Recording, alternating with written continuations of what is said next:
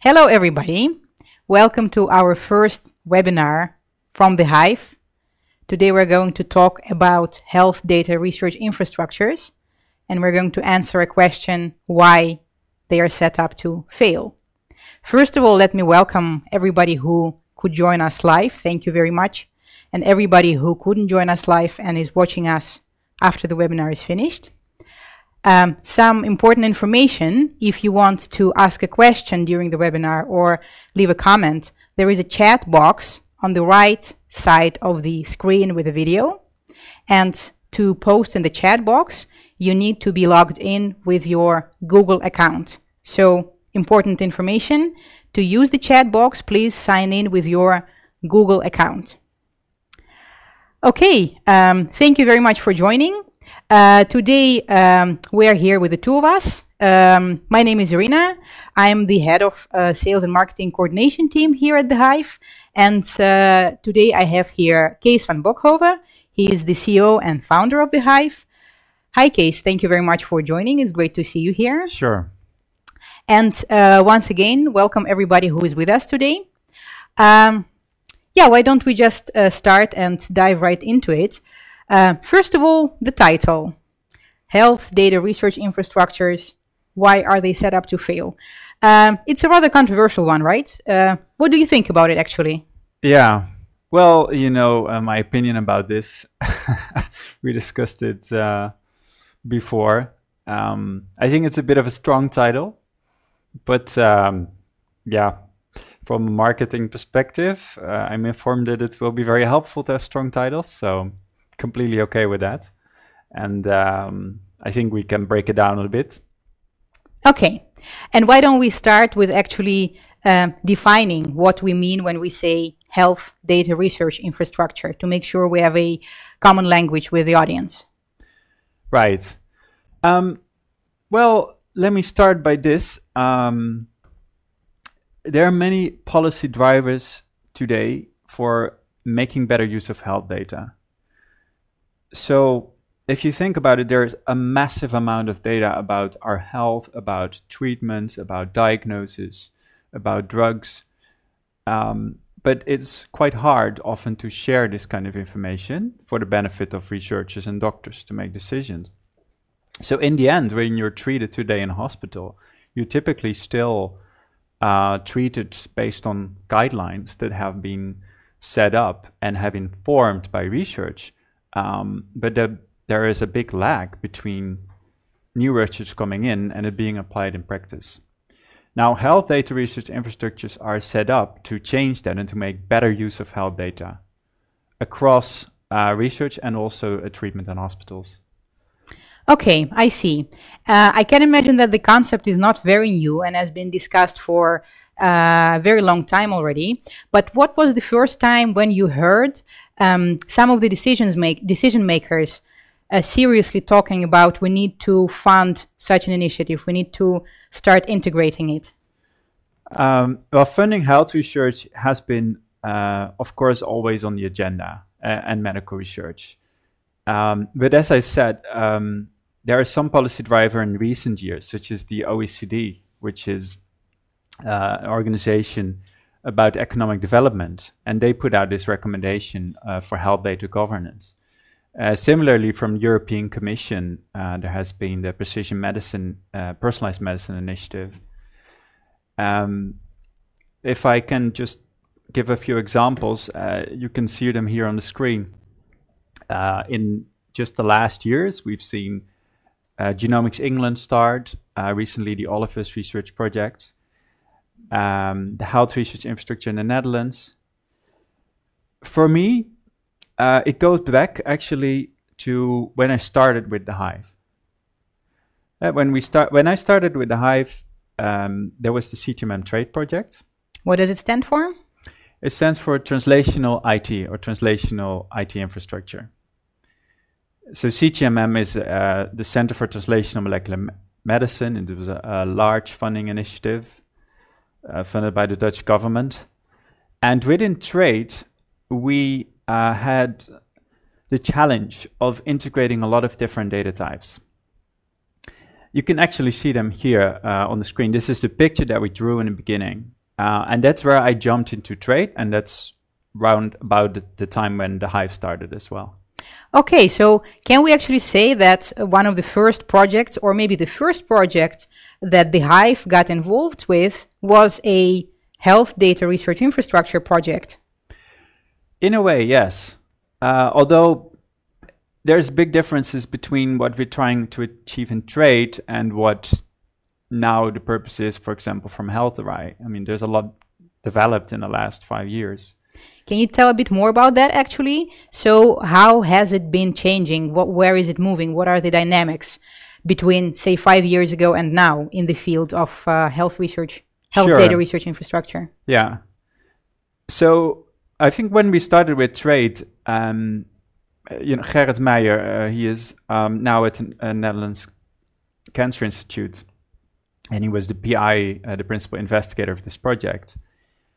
And so his vision was that he wanted to see an infrastructure where he could ask questions about patients, such as how many patients do we have in a hospital with colorectal cancer stage 2, and who also have some samples in a biobank that can be used for further follow-ups.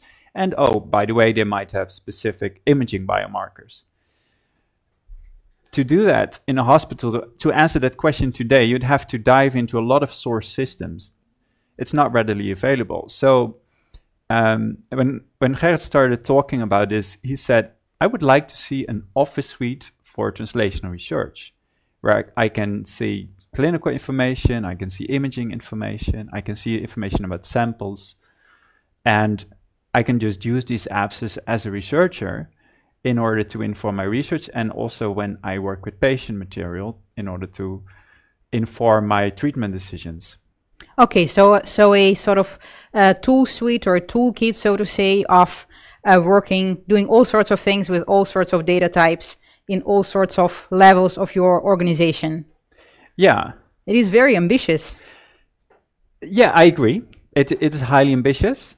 Yet in CTM and trade, we more or less made a central infrastructure. So in a way, we set up these applications to be, we had one repository, for example, for clinical data. We had one imaging archive, a national imaging archive where everything went.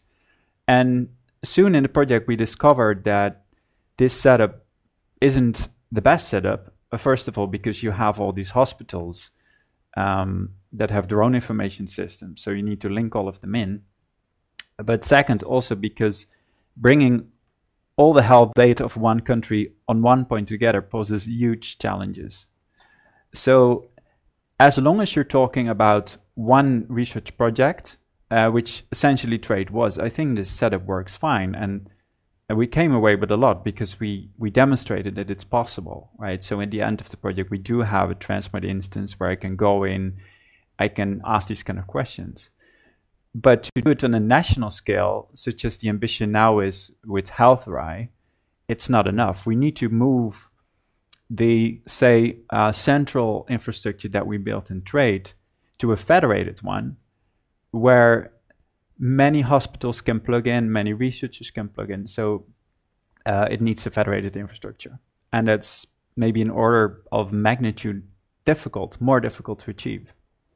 Okay, so if you were to define the business requirements or the organization requirements that need to be in place for a successful, healthy research infrastructure, what would they be? Wow, that's a difficult question. It's a good one. Of course, I thought about it preparing for this webinar, and I thought about how can I bring it down to the basics if I would need to explain it to people who are not necessarily into health research and health data. And I think in the end, what you're doing in a health data network is you're bringing together 3 classes of actors around one concept, which is health data. And you can see them here on the screens. So one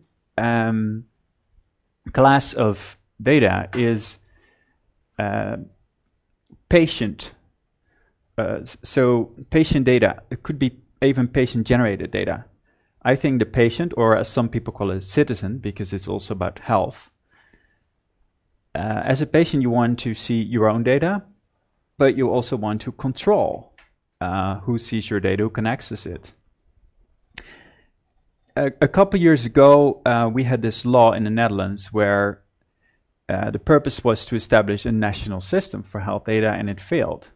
I don't know if you read this, read about it, but the law was almost passed through, and it failed in the Senate because there was this researcher from University of Amsterdam who looked at the setup, and he saw a lot of security flaws. So people became very concerned.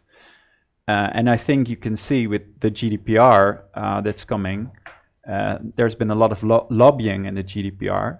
It's said to be the most lobbied law in maybe the history of the European Commission for privacy. So people really want to ensure that their data is safe and that it's not used for purposes such as tweaking insurance, what jobs you can get, etc., etc.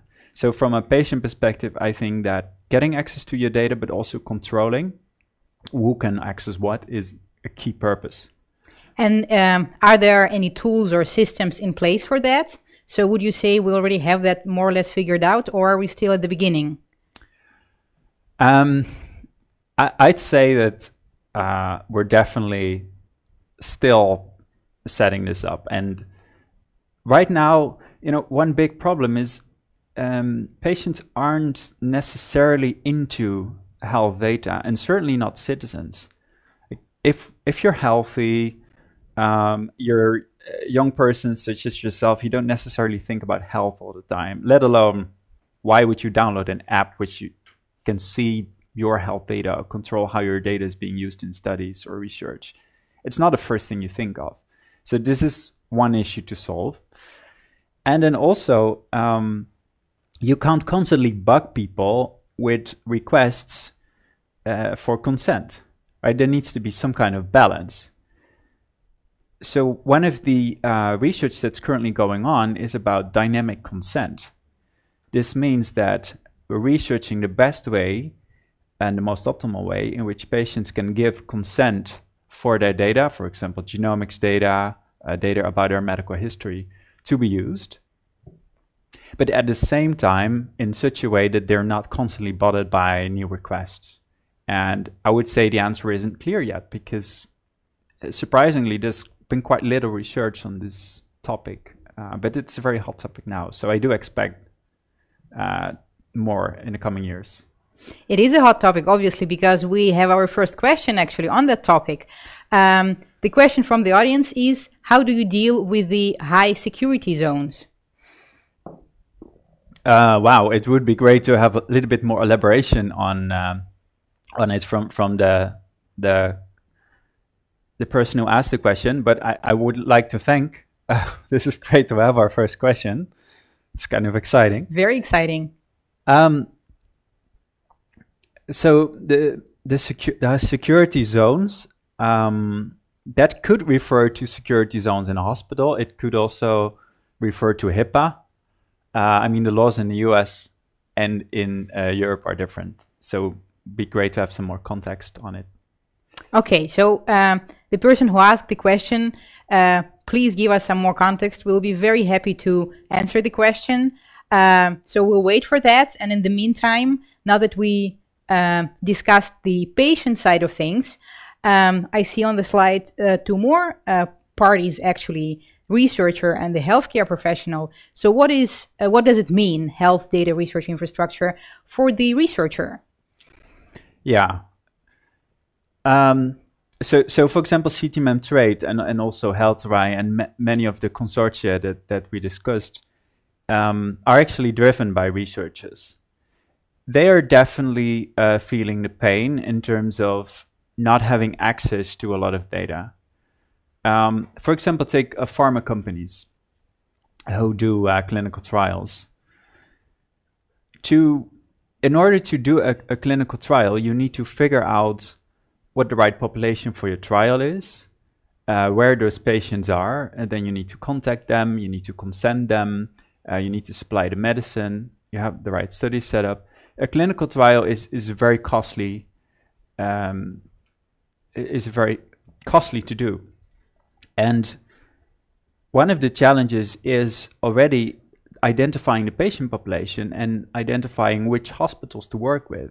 I mean, there's whole companies in this business of making databases of which hospitals have which kind of specialization, which patients, and in order just to figuring out the logistical question, where and with what clinical partners can we best run this clinical trial.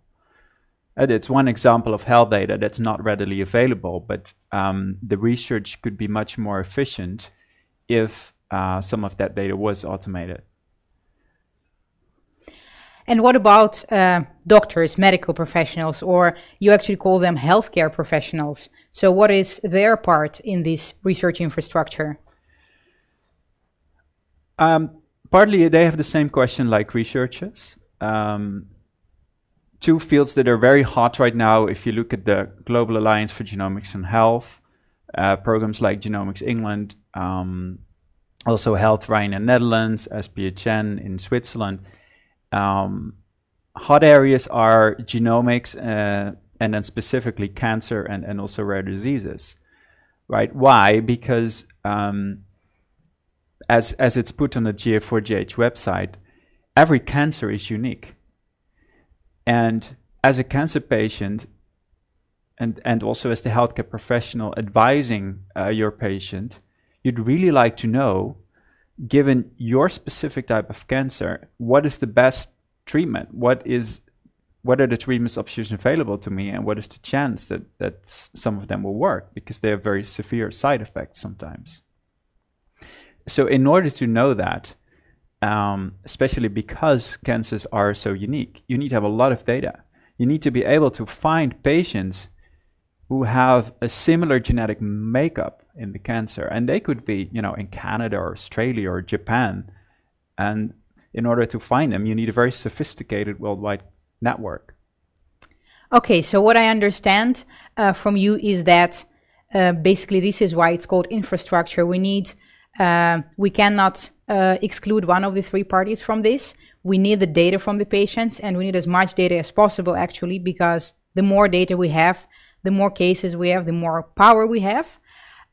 We need the researchers to analyze the data in detail, to develop new methods. And of course, we need the healthcare professionals who would use the data of their patients and the analysis methods of the researchers to actually give advice and help their patients. Yeah.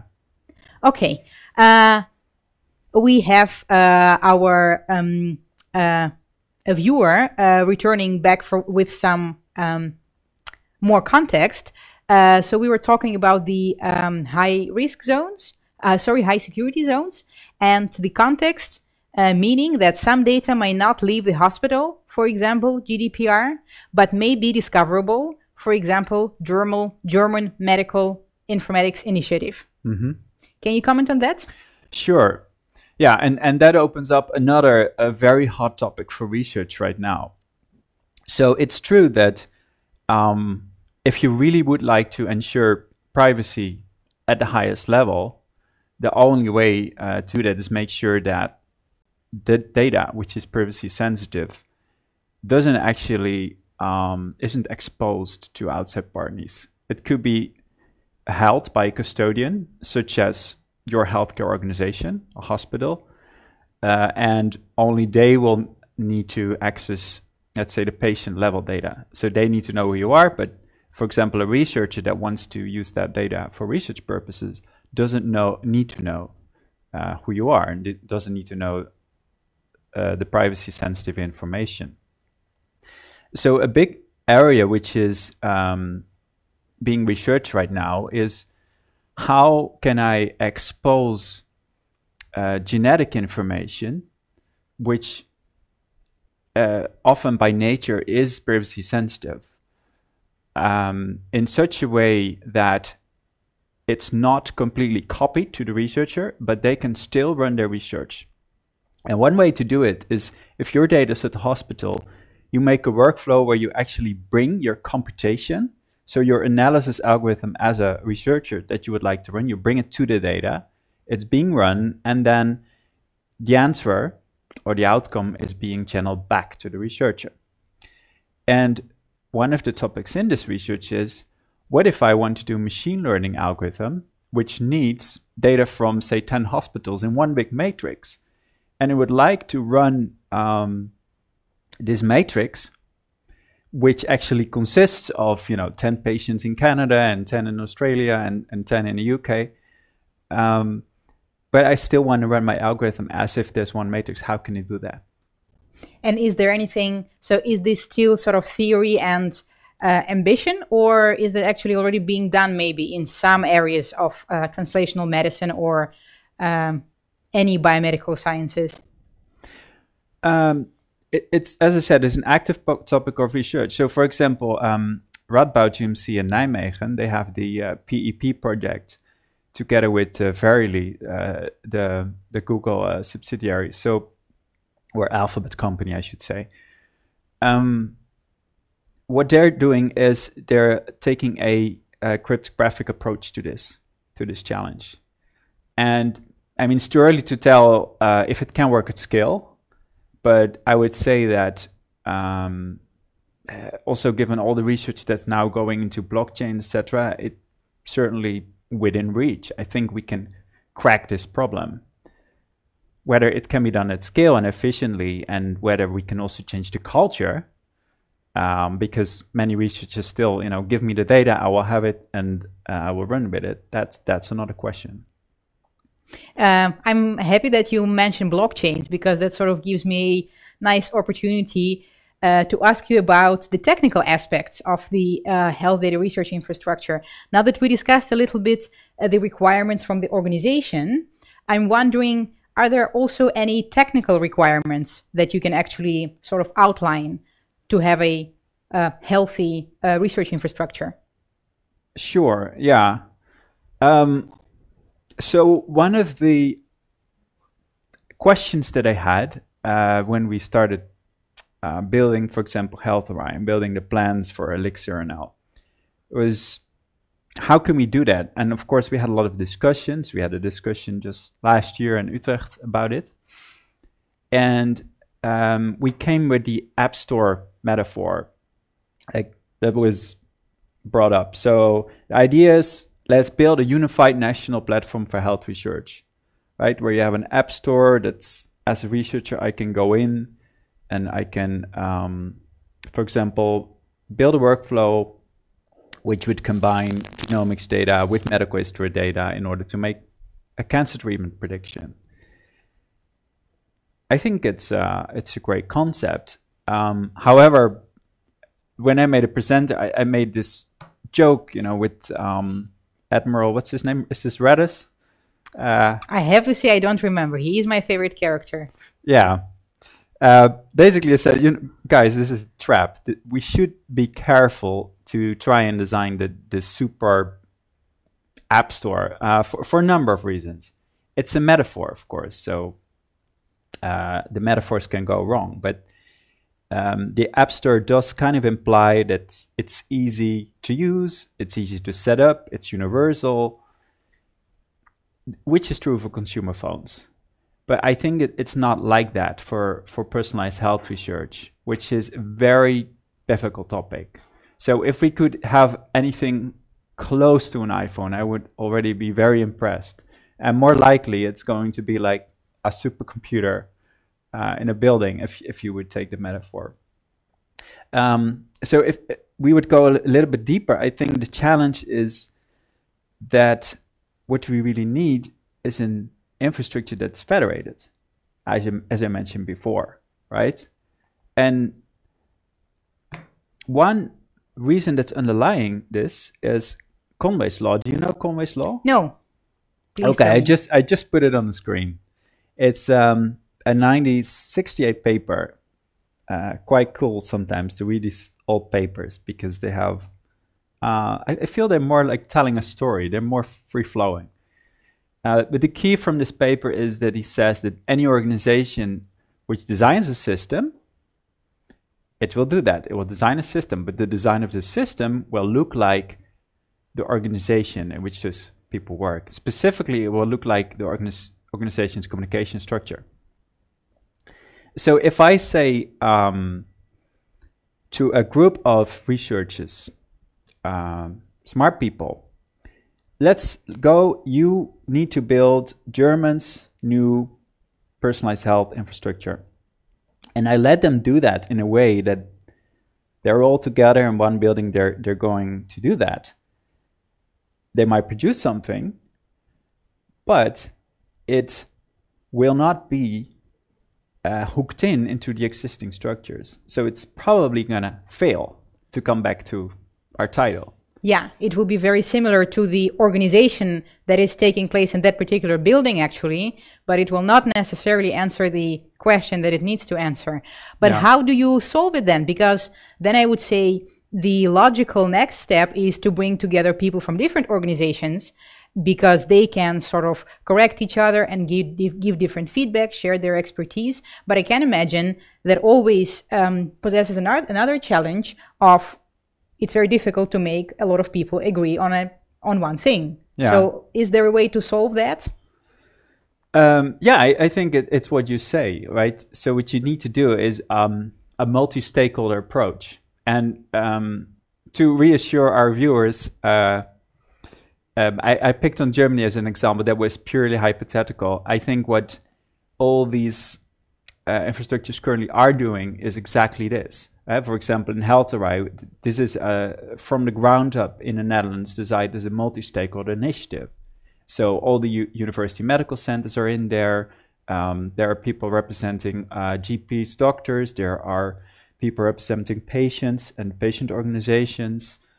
We have the insurance companies. We have the government, also very important. We don't have as much as I'd like the government, right? So, for example, we have VWS in the Netherlands, which is Ministry of Health.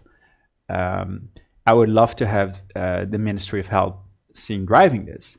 So government representatives, if you are listening, please show more initiative. We would like to hear more from you. To be honest, it's not totally their fault, because I told you about what happened in the Netherlands, right? The political failure of the National Infrastructure for Health Data.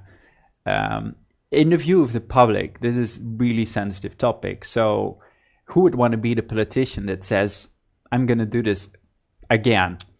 But on the other hand, Hyve, I think, has learned a lot from this. And what we are proposing is not to build like a Fort Knox with everyone's health data in there. Instead, what we are proposing is to build a smart network where the data, as it is now, it stays in the hospital, but it's more interoperable. Right, so we have standards. If I can maybe make a segue to a paper that was put out, I think last year, October or November, around the GA4GH annual meeting. It's about data biosphere. It's a very nice paper because I think it perfectly outlines the general principles, the technical principles that should be behind such a federated infrastructure. So the first principle is that it needs to be modular. And modularity means that as a researcher, I would design one application on one workflow, or I have one specific data set. And these things are not all interlinked to one big systems, but I have specific standards and specific apps for all of them. So for storing data sets, for getting access to data sets and asking for access requests, for analyzing data with workflows, analyzing data in notebooks. All of these are different apps. The second principle that they mention in the paper, which I also fully agree with, is community-driven. So we've seen that it's very difficult to do a top-down approach to this. Already, even before trade, when trade started, it was just about the end of the CA Big Initiative in the United States. What does that stand for? I think it stands for Cancer Biomedical Informatics. But it's a huge government program to build an infrastructure that was kind of ahead of its time, health research infrastructure. But you can read these reports; they're online from the committees advising on CABIC, and they essentially advised to pull the plug on the program. And it was quite a devastating report that they put out. Like, there was millions and millions of dollars going into it. They were building huge amounts of IT and infrastructure and grid-based authentication systems and whatnot. But in the end, it wasn't really rooted in the current practice, in how research is operated, in how data sets looked. So you need to have some aspect, quite a bit of bottom-up driven, community-driven approach to it. And again, that kind of mandates a multi-stakeholder approach. Because if you want to be community-driven, then that means that you need to be in touch with all the communities, patients, healthcare professionals, and researchers who are core to the health data network. And then, of course, there's openness. This is important for us. After all, the Hyve is an open source company. Also in the paper, it says that the core infrastructure needs to be open source for everyone to join. Of course, you can then, on top of that, put commercial applications, and the licenses should also allow that. But the core should be open. And lastly, standards-based, right? And this means that some standards, like standards for consent, there are some. There's the GA48 ATM. I think there's the dual ontologies. So there's a few of them, but it's really not implemented throughout. And I think the GDPR law in Europe actually is a nice opportunity to create some more consensus around consent standards, for example. Okay, and when you look at it sort of from your current position, can you outline the components of like the basic components, the basic setup of a health data research infrastructure, keeping in mind the experience, the negative experience, the positive experience that's coming from trade, the failure of the App Store approach, so to say. Mm-hmm. Do you now have an idea of the basic components that need to be in place for such an infrastructure? Yeah. So I made a whole animation for this, which I also showed in HealthRI and Elixir NL, etc. But actually, I think it's good to come to a common view. As I tweeted when I saw this paper, Data Biosphere. Well, it's not a paper; it's a blog post. But when I saw it, I said, okay, I recognize this. That's it. That's what we made as well. And David Glazer from Google, he presented this at the Global Alliance meeting, and he had, I think, slides from the All of Us research project. It all looks very similar. So one key element is to have a digital object catalog, as it's called here. What would it be? Digital object catalog. What would it contain? Well, it's really important to have an overview of your data assets. The whole idea of health data networks, as we discussed them, it's predicated on that health data contains value, which we currently are not using to the extent we should be using them. So that starts with knowing where are those data assets, what are they about. The FAIR principles, which, by the way, could be a topic for another webinar, the FAIR principles outline that the first key factor is findable. You need to be able to find the data. In order to find it, you need to know that it exists. So a digital object catalog is ideally a worldwide community standard for describing health data assets and a protocol to find and request access to health data assets. Now, whether we can reach that, I don't know. It's very ambitious. But certainly if you're making a national health data framework, you should consider doing this on a national level so that all the data assets have the same kind of formatting or metadata describing what it's about, and the same way in which I can, as a researcher, approach the data assets and request access to it. We have another question from the audience. How would you generate momentum within the healthcare organizations to engage more in interoperability, another FAIR principle? For example, introducing, I have to say, I don't know what the acronym stands for, LOINC, or structured pathology reports with SNOMED CT terms. That is a question coming from Ulrich. Okay. Oh, great that you're on, Ulrich. So it's a great question. LOINC is... LOINC. Yeah, it's a ontology for lab measurements. Okay. Is it one of the vocabularies for observational data? So similar to SNOMED CT? It's for lab measurements specifically. Yeah, okay. But I think one of the problems with LOINC and these lab measurements ontologies is they don't always exactly align with the lab measurements as they're being done in hospitals or as they're produced by the various labs. I mean, ideally, what you want to know as a researcher is what is the exact make of the make and model of the lab equipment that produced this result? How was it calibrated? What are normal values? What are ranges? LOINC doesn't necessarily have all of that, which might maybe also explain why it's not always used. So the question is about how can we seduce, in my words, healthcare organization to engage more into this. I think one way forward is if we are, as a hospital, responsible for reporting.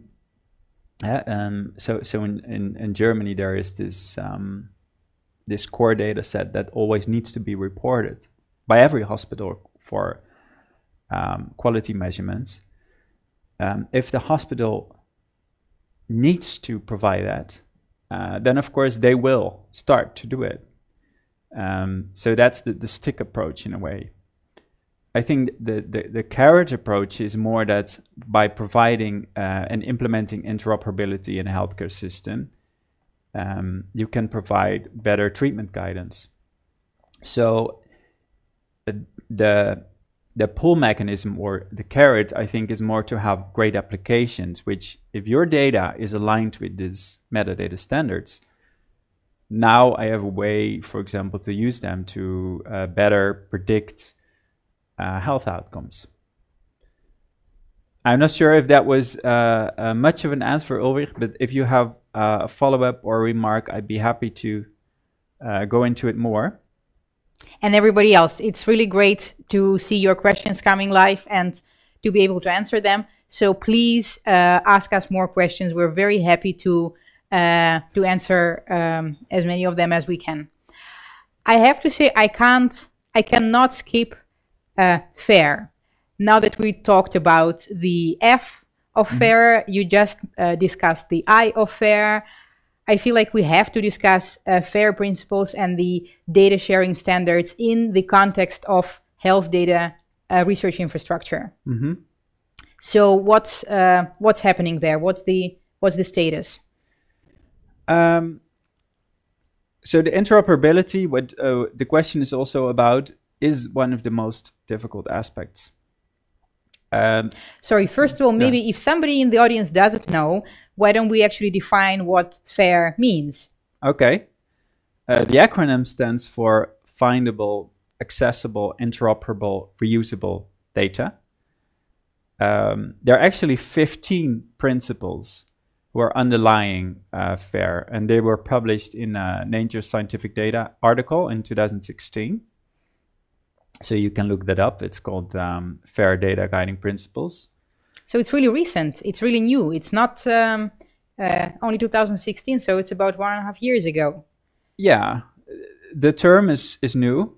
The concepts are a long time around. But I think if you apply them to health data, then one of the problems that we have is indeed having good interoperability standards and metadata coverage. There is a lot already there. So if you take the OMOP data model, for instance, that we work with and the Odyssey tools, you can see that they're standardized on ontology choices for all important types of data. So you have an ontology to use for diagnosis, which is SNOMED CT. You have one for lab measurements, which is LOINC. You have one for drugs, which is RigNorm. You have one for procedures, or multiple, because procedures is harder to standardize. It's more tied in with the hospitals and the health system in the country, or even locally. So we have a lot of standards, but they're standards from a research point of view. And as I just explained with the lab measurements, there's also the operational hospital point of view, which is where most of the money is, right? So maybe a very fortunate university medical center, like the UMCU, say, here in Utrecht, they might have half money for the clinic and research. But by far, most of the hospitals, their main concern is simply treating patients and having the trains running on time, or indeed in a hospital context, serving your patient 24/7. That's the key. And research is more of a nice thing to also do, but it's not what they are held accountable for, and maybe for good reasons, right? But in this case, when you're trying to make use of this health data, which comes out of the operational context for research purposes, that's where you actually run into trouble because of this bridge. And when we are talking about this problem of funding, essentially, are there ways we can influence that? So, for example, if we start talking to patient organizations and associations, and maybe they can reach out to government more, easier, or they would be heard more likely, or if we start some kind of collaborations between researchers, between research and hospital, to shift that balance and to have more opportunities for research within the actual medical setting. I think funding is an important answer. I'm thinking as an example about biobanking and quality registries. So one of the projects we're engaging with the Hyve is BBMRI, right, which is about biobanks. So BBMRI NL is a network in which there's about 200 biobanks in Netherlands. They're all there. If you go into one single university medical center, such as, say, UMCU, I actually asked them this, how many different registries, data collections, quality databases do you need to commit the same data to? And they said that there's more than 100 where they have to enter the same data about patients. You know, there's a cancer registry and there's a quality registry for this and for that. And so one way to go forward, even with the same level of funding, is to be more efficient. But so do I understand it correctly that they essentially have to enter the same data into more than hundreds of registries, databases, etc.? Yeah. Well, I think a sort of obvious idea that comes to mind is there a possibility to automate it? Or are the requirements completely different from all different registries, so you have to do it manually every time? Yeah, the requirements are different, the data formats are different. So in the end of a lot of this right now amounts to manual work. But are there any possibilities of optimizing that? I think you could try to optimize it, and universities indeed do this as much as possible already. So they're able to spit out these reports more and more automatically. But of course, what would be much better if some of these data standards would be aligned. And instead of a registry saying, we need every hospital to report it in this exact format, that we agree on a middle layer of standards where both the hospitals conform to, and also the registries could then use those standard elements to say, okay, this is what we need. It would make it a lot easier. Another thing, this is what we worked on as well, is requesting data access, right? So in BBMRINL, we start building a request portal where researchers can go in and request data or materials from any of the 200 biobanks. And again, it's a huge challenge. And part of it is technical, part of it is cultural. I mean, many of those organizations are more or less standalone, right? So if you're saying to them, you need to unite and you need to use the same standards, then what you're essentially saying is you need to unify your organization with others. And it's not an easy message to deliver. And that request portal that you're talking about, is that open source? Sure, yeah. Because as you know, it works pretty much with open source software, but I feel like when you say open source, you rather have an idea of a researcher, maybe somebody who works in R&D, but not necessarily a medical doctor, for example, or a patient.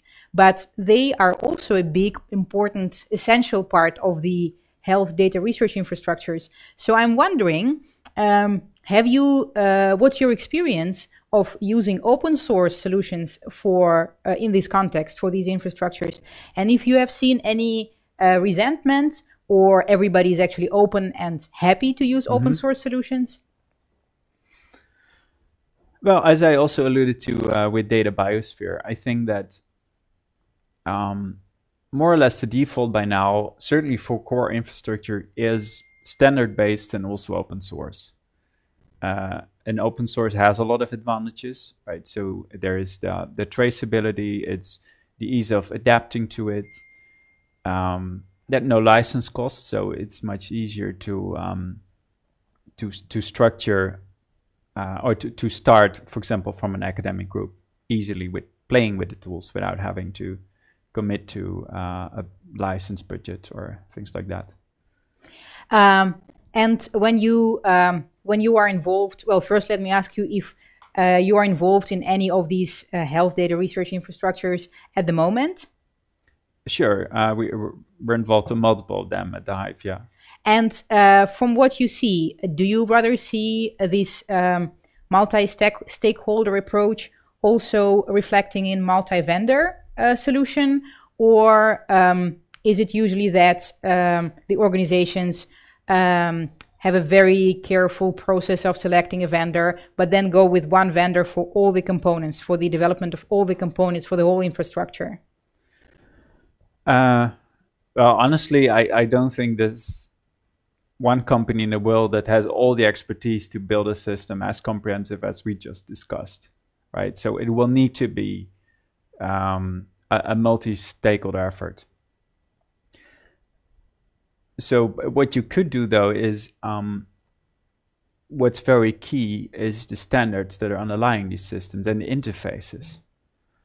I think that the only way forward there is to develop them together with all the parties. And that's what you see happen now as well. In a forum like GA4GH, which creates a lot of standards for genomics data sharing, there are companies participating like Google. There are many university hospitals, organizations like Health Data Research Infrastructure participating. I think that's the only way forward. So these organizations, such as the GA4GH, also Pistoria Alliance for the industry, R&D, they'll become increasingly important to create the standards. Then the implementation, in my view, it will probably reflect the IT industry as a whole. And what you see in the IT industry as a whole is that at the beginning, it was all license-based, right? You would buy Microsoft Word, it came in a nice CD and a package. And then we have now the move to the cloud. So most of the core services, like even word processing. We use Google Docs, right, or Microsoft Word 365, etc., Microsoft Office. It's all in the cloud. And the next step is more and more companies also engaging in open source. So the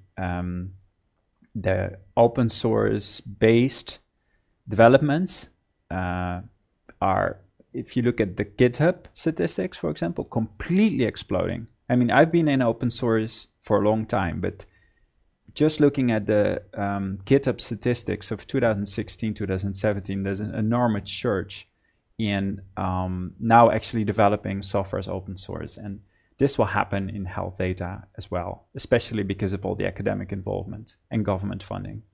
So does it rather mean that we'll for sure not run out of a job because there will always be enough job, or does it mean that there are more and more competitors coming in the open source field? You mean from the Hyve's perspective? Yes. We're going to see a lot of competition, I'm sure. But you'll have your job. Don't worry, because this area is in huge development. As you can see from the OECD policy recommendation all the way to the infrastructure is currently being built, there is a big demand right now for the kind of experience and expertise that we have.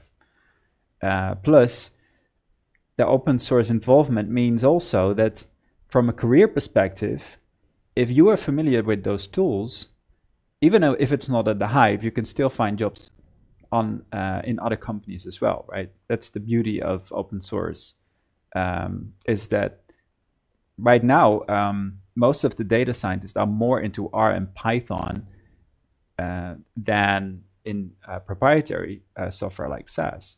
And why? Because it's open source and it's easier to teach and to make a course with it. So it's just this big drive towards open source. It's very reassuring to hear it when your boss tells you that you will not be out of a job. Thank you very much. But to bring it back to the health data research infrastructures. So we were talking about collaboration competition. What about the interactions between the different initiatives, for example, in different countries maybe, when building these infrastructures? Do you see a lot of collaboration or not? Because I can imagine it's a sensitive subject. You can't just share such a big investment and such a big project with your neighboring countries, because it's a sensitive subject. At the same time, you're smart and you want to leverage the experience of other people. So how is it happening there? Well, lastly, there have been a lot of conferences, I think, focusing on, okay, now we have this new trend, health data infrastructures. Let's have a meeting where we hear from each of them.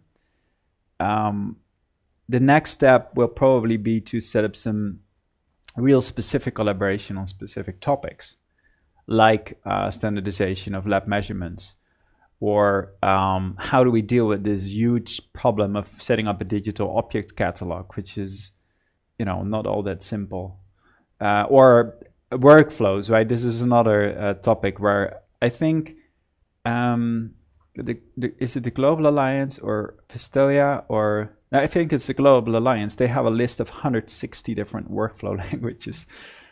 So that space is a little bit exploding, and we do have a standard, CWL, which is the common workflow language, but it isn't implemented in all of those. So yeah, I think the next step for collaboration is collaboration on really those specific topics. And I'm not clear yet on what organization would drive it. Clearly, GA4GH to some extent will drive it, certainly when it's about genomics. They announced 15 driver projects at the last meeting. But there's a lot more. And traditionally, there hasn't been a lot of clinical ontologies and standards being discussed. So maybe that's more. We have the Odyssey meeting coming up in March, Odyssey Europe. Well, that could be a venue where we discuss more the medical ontologies and how do you describe medical history. And what about wearable data? So maybe it's a bit too ambitious still to see the role of that data in such a big infrastructure, because we are still not sure to what extent we can use wearable data in medical setting. Mm-hmm. But if you just let yourself dream big, do you see a place for that? I do. I think that, especially thinking about the patient or the citizen, there is a perspective there for people that would like to manage their own health, and they're already doing this.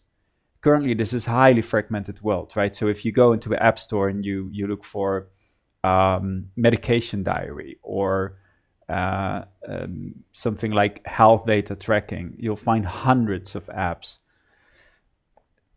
That's the current situation. I do think there will be consolidation, as you will always see in new markets. And for example, here in Utrecht, there was a big new project announced, the Exposome Hub, looking at the environment, so nutrition, air quality, also more indicative parameters like what are the income of people, how many brothers and sisters we have, all kinds of information which isn't necessarily pure health data, which is related, could influence your health and could be predictive for certain treatments, diagnoses, etc. And so I do think that we'll see more and more research on that as well, and patients might use that themselves to make health decisions. It's certainly better than using Google, with what's happening now a lot, right? So Dr. Google.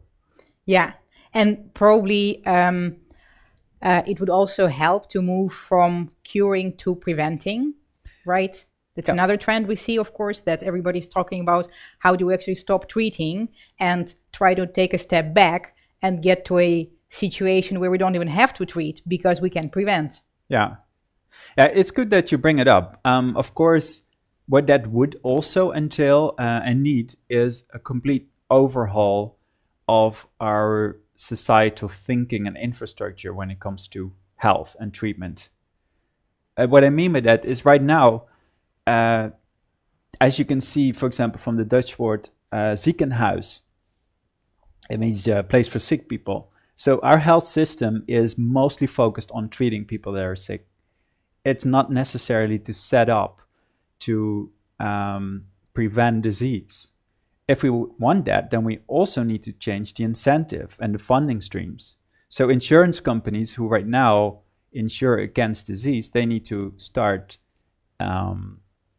giving money based on health, for example. And that's a very, very big change. It won't happen at once, but we can take small steps toward it. And that's being done as well, although it's much, much, much less than I would like to see. I think there's a huge potential there. Speaking of what you would like to see, actually, we're almost at the end of our time. Unfortunately, time really flies. We only have 5 minutes left. And I do want to ask you, of course, the future. How do you see the future of health data research infrastructures? Where would you see it in 3 to 5 years from now? What I hope is that we can, with all these infrastructures, really demonstrate some meaningful change. That's what it needs to come down to, so that we can inform politicians, citizens, that we really need to change the way we deal with health data. Because all in all, yes, these are 100 million plus initiatives, but in terms of a government budget, it's not that big, right? It's still a small piece. So we need to use this piece to demonstrate that there's real value. For example, to have better treatment for cancer patients, to decrease hospital accidents or deaths. We will have to have those hard endpoints in order to convince our policy makers that they really need to invest bigger in this and also change the incentive structure. Healthcare will always remain a very human-intensive business, but it could be a business where you have someone, your GP maybe, that constantly cares about you, not just when you get sick, but also helps you to stay healthy. And that for me would be the ideal future. That such a health coach is there, it's paid by the government, it's standard. It will be a much more efficient healthcare system and we'll all be healthier. Definitely hope for that. I'm afraid this is it for today because we're slowly coming to the end of this hour. Kees, it was great to have this conversation with you. thank you very much for joining, for finding time in your busy schedule. It was really nice to have this conversation. And I hope our audience also had a nice time and learned something new today about health data research infrastructures. Thank you very much, everybody, for joining us, everybody who could join us live, everybody who is watching us after we're finished. We're actually planning to continue doing these webinars from the Hyve, and we would like to ask you a few questions, so to have some feedback from you. First of all, if this time slot actually works for you, or if you would like to have a different time slot for such webinars, let us know via our website, thehyve.nl, or via our Twitter account. I think it's the Hyve NL as well, our Twitter account. And the second question, which is actually more interesting, is we're thinking for a topic for the next webinar. So we'll most probably make a poll or so in the coming few days via Twitter or via the website with a few suggested topics for the webinars. You can see them now on the screen. Just vote for one of them. Or if you actually would like to see something else, also just send us some requests where if we have experience and if we know enough to share with you, we're very happy to jump on and share our knowledge, have a discussion with you on these subjects. Okay, thank you very much, everybody, once again. And hopefully you learned something today. Thank you very much for joining us. And we hope to hear from you soon and to see you soon. Bye for now.